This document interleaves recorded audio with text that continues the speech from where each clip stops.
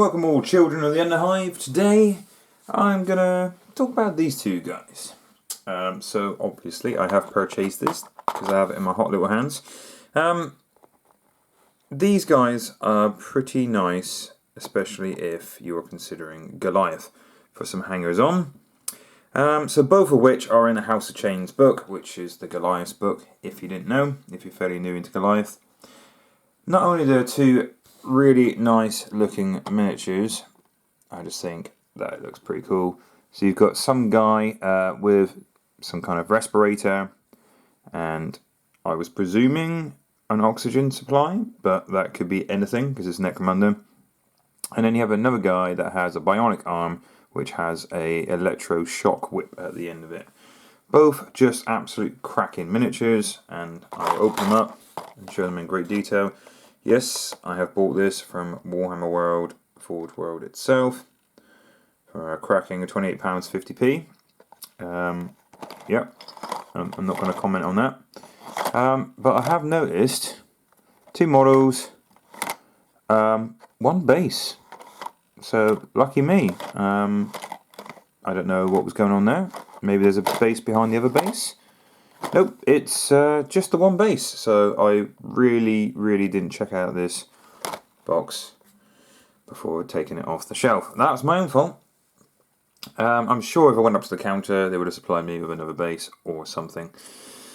But hey ho. Cracking looking miniatures. Like I said, I'll open up the box and I'll show you the detail on these guys. Obviously, there will be a gentle bit of scraping, removing some flash there. The only thing I don't look forward to is the fact, because they're not plastic, I do miss my plastic glue, and I'll have to resort to good old fashioned super glue. But let's have a little chat about these guys. So the Brute Handler, it's not a bad model in itself. It's okay, it's not bad. It is fairly capable in combat. So the Brute Handler is 55 credits if you are Goliath. If you're not Goliath, I probably wouldn't consider picking this guy up. It's 110 credits normally. So I'll run through his basic stats quickly.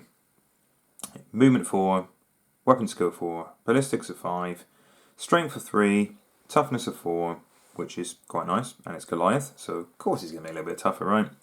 Only 1 wound.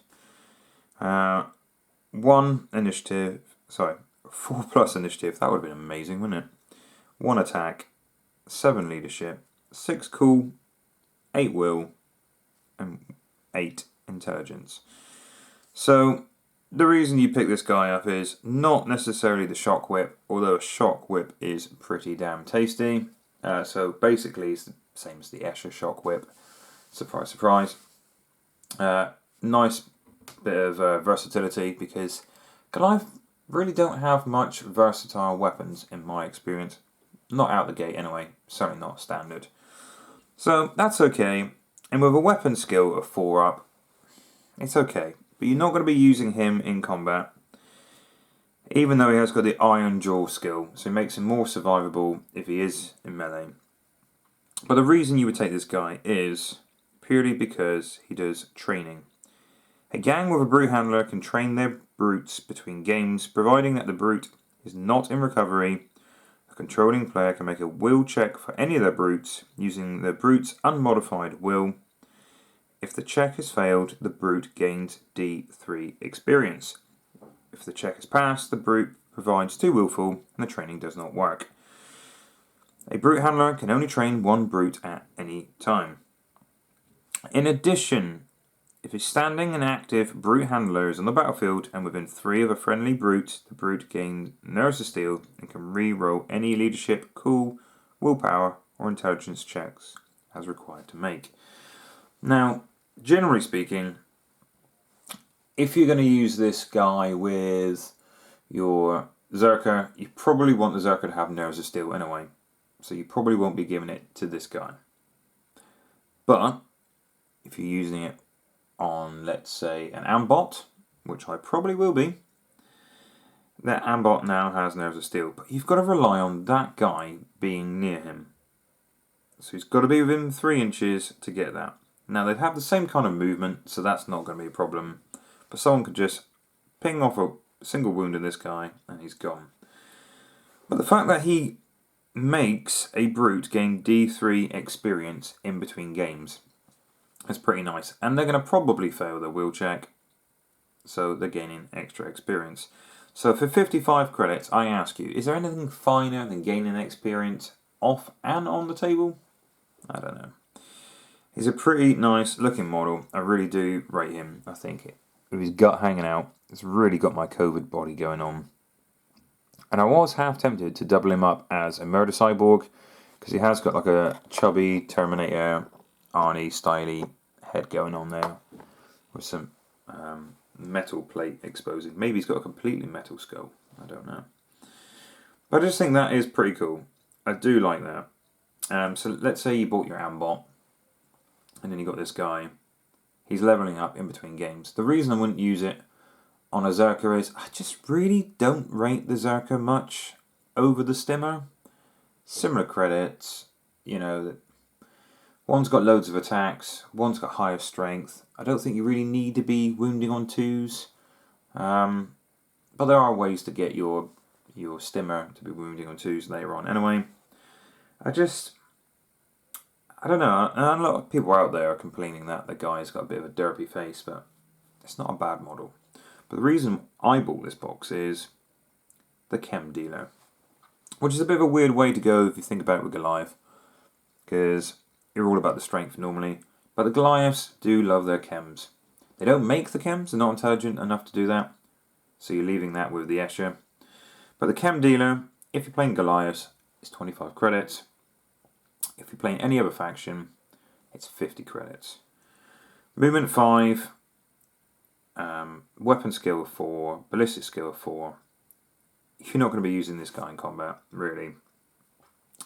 Strength 3, toughness 3, because he's basically a standard human.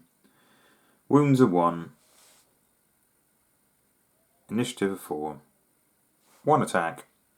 Leadership of 7, cool of 7, will of 8, and an intelligence of 7. So the reason why you would take this guy is twofold. The Fixer skill. So for Fixer, you don't know, at the end of a game, when you're rolling for your settlements and whatnot, this guy can give you additional credits. If you roll well, you should have pretty much paid for this guy in one game. So I'm pretty sure it's D3 times 10 credits. So let's say you get the big 3, 30 credits. You've paid for this guy already. So if you survive one game, you've paid for him. I mean, if you get the average, which is 20 credits, you're nearly paid for him. So you got really nothing to lose. Yeah, you need to have enough rep so you can have a hanger on. And I generally start my campaigns with a doc, because I have killed my leader in the first 3 games of our campaign. And yeah, the doc definitely came in handy. Definitely paid for itself. It's always the flipping leader as well. But the reason you take this guy is also steady supply. A gang with a chem dealer counts as all of its chems as common when buying them from the trading post or black market. That's pretty nice. Because I was thinking about maybe getting other gangs addicted to chems. Yeah, so I'm going to be a pusher. I'm going to be throwing chems out there on people and getting them addicted if I can. So even if I can't kill them, those models will then cost that gang credits, basically to feed their habit. So you're welcome.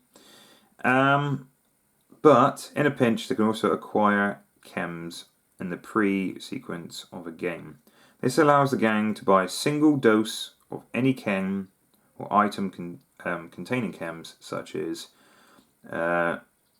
stim, slug stash, or a medikit, without expending any credits. However, during the post-battle action step, the gang must pay for these items. So, before the game, haven't got to pay for them. After the game, have to pay for them. So, if he dies, you haven't got to pay for him, right? So, win-win. And that seems a bit cheeky. But also, you're going to get probably 30, credits, 20 credits in a game or something like that, if you're running this guy, so then you can pay him back. But if you don't pay him back, the Chem dealer is removed from the gang's roster. Should this happen, news of the bad deal gets around, and the gang cannot hire another Chem dealer for the remainder of the current campaign. So, either kill him off, or treat him nicely and pay him back. So he'll give you 1 free Chem, technically, and at the end of the game, you've got to pay him back. So, let's say you use this guy and you don't offer any chems in a game, you can use him as a fixer. That's a cheap fixer, 25 credits, it's a nice model, and it's a cheap fixer. But if you did want to spend your credits on drugs, and like I said, all the drugs now classed as common, so drugs, chems, let's not talk drugs, because that's going to make me sound pretty bad. But we all know what it is in the Underhive. So the Stim Slug Stash, is what they recommend, is really nice. It is 30 credits, once per battle, a fighter with the SSS, I'm not going to say Stim Slug Stash every time, because I'm going to mess it up at some stage. Can use it at the start of their activation, immediately discard 1 flesh wound, so that's nice by itself, if there are any present. Until the end of the round, the fighter's move, strength and toughness characteristics are increased by 2, and at the start of the end phase, roll a d6, on a 1, the stim overload is too much, and roll an injury dice. So, yeah, keep cracking this stuff out, and hopefully you won't roll a 1. If you do roll a 1, you've got to apply the result. So, if it's a flesh wound, it's not really an issue. If it's serious, you've mucked up. If it's death, you've really mucked up. So, it's nice in a pinch. I mean, +2 speed is pretty good. I'm not going to lie. But do you really want to take that chance? I mean, there's a 1 in 6 chance before you have to roll the injury dice. If you're like me and you roll that 1, you're taking the model out of the game. The other drugs are available, obviously, other chems. So Friendzone is great. It gives apparently it's a mix of stim, spur, and slaught and other combat drugs. So it gives nerves of steel, and chances are whoever I'm giving this drug to probably already has nerves of steel, but it also gives them true grit, unstoppable, and berserk. So it's not all good because you always have to charge the nearest enemy fighter, but it does roid them up quite a bit. Once again, side effects, highly addictive. So as long as you've got this guy in your gang, you can keep giving whatever model it is drugs. Brilliant. But as soon as that guy goes, yeah, it's going to be hard to shake. It's going to be hard to shake. So highly addictive, like I said. During the wrap-up, any fighter who is using Friendzone must make a toughness check, adding 2 to the dice roll. If the check is failed, the fighter has become addicted. Once the fighter has become addicted, they can only be included in your crew if you take that chem. You can shake off the addiction, but it does cost 2d6 times 10 credits. So, you're going to make a toughness check. You add in 2 to your dice roll. The trouble is, my guys, that the toughness is quite high. So, like, toughness of my stimmer, for example, is 5. So there's a 50% chance they're going to be losing the marbles, and they're going to want this every time. You've got Ghast, which could potentially turn your guys into psychics, or they can turn them insane. Insanity is not fun, especially when your opponent is activating your model for you. I like the sound of Spur, because Spur basically gives 2 inches to your movement characteristics and +2 on your initiative checks. So if you really need to jump over stuff, need to move faster, brilliant. But once again, there is a side effect. On the end phase, roll 2d6 for the fighter, adding in the toughness. If the result is 10 or more, it has worn off. It's not really a side effect, it just basically means it wears off. Adding 10 or more, so if my guys are toughness 5, I'm rolling 2d6, I need to get under 5 to still be having spur. It is 35 credits for an extra 2 inches movement. Is it worth it? I'm not entirely sure. You don't have to take the drugs, I suppose. But once you got them, it is pretty cool. Now there are other drugs out there that your models may not want to take themselves, but you could apply it to a weapon perhaps. So, like I said, you can get another ganger addicted. That would be pretty cool. It's very expensive for a ganger to maintain a drug habit. Obscura, for example. So Obscura changes someone's move it characteristics to a d6 rather than the regular one. All the weapons have the reckless trait, so there's a chance that they could take themselves out, which is pretty horrible. Basically, it is quite hard to shake this off. So you have to, if you want to shake it off, roll 2d6, adding your toughness. If the result is 12 or more, you shake off the results of the chems. Like I said, it's 2d6 times 10 if you want to overcome the addiction, or you can just feed them credits all the time, just keep giving them chems. I think it's pretty nasty. I think I might just have this guy on. I've got 25 credits just to use the fixer ability. I don't see why not. It's a great model, and it's just an excuse to paint him up. I do like the ruby looking leather thing he's wearing, but I think I might give it a slight tint of some kind of crazy colour, maybe like a teal. But let's get into the box. So thankfully the chem dealer is in pretty much one whole piece. Not too bad. Little hole on his back which will need a bit of green stuff.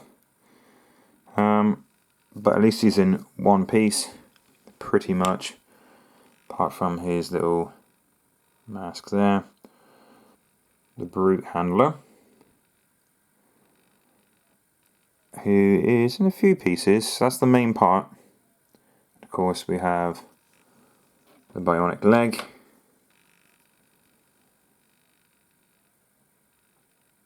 which is there.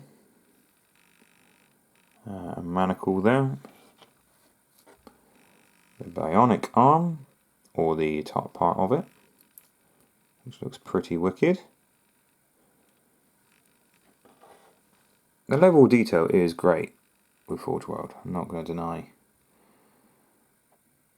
It is a lot better over the years, granted. But the whip, it looks weird because most of it is actually sat on the floor, like so, like that. So that's why the back of it is completely flat. It's not a miscast even. So it's sat like that on the floor. Because it's quite long, it's wrapped around behind him, just draping on the floor. So yeah, I don't think it's too bad a price. £28 for 2 models. They are character models, so I get why it's slightly more expensive, because A, it's Forge World, it's good detail, it's resin, but you're never probably going to have more than one each of these guys, as in one packet. So they've got to put their prices up a little bit. It's, I guess, like, if everybody bought one, then fair enough. But only comes with one base was a slight irritant. Yeah, because if you have regular troopers, I suppose it would be cheaper because everybody's going to buy more of them. So I guess supply and demand. But yeah, really do like the rules of these guys. They are quite fun. Same with a lot of the Necromunda characters. You know, they do have a bit of a blurb with them as well. They are quite cheeky, and they've obviously thought about it. So I know a lot of people say Necromunda necessarily isn't balanced, but there's so many different options. just play for narrative, play for fun, and you can't go far wrong. And remember, every model is a Necromunda model. So if you can't afford or don't want to buy these models for whatever reason, you can always convert your own. So this guy wouldn't take much to make your own electro whip for a model. And this guy, basically just somebody creepy with a mask, could be a chem dealer, or maybe have a load of syringes on a model. So I'm sure there's models like that out there, so you don't have to have these Forge World ones. And the access to the rules are pretty much everywhere. But inside of the box, it says ripping the remaining of the box open. Then normally we'll pull the bit of paper out. Contains the rules on the inside. So the 2 cards. There we go. Chem dealer, brute handler. The destructions, so just in case you need them. It's pretty clear. And then the rules as well. Even though it is in the House of Chains book, it's got everything you need in this blister pack. Thank you very much for watching, kids.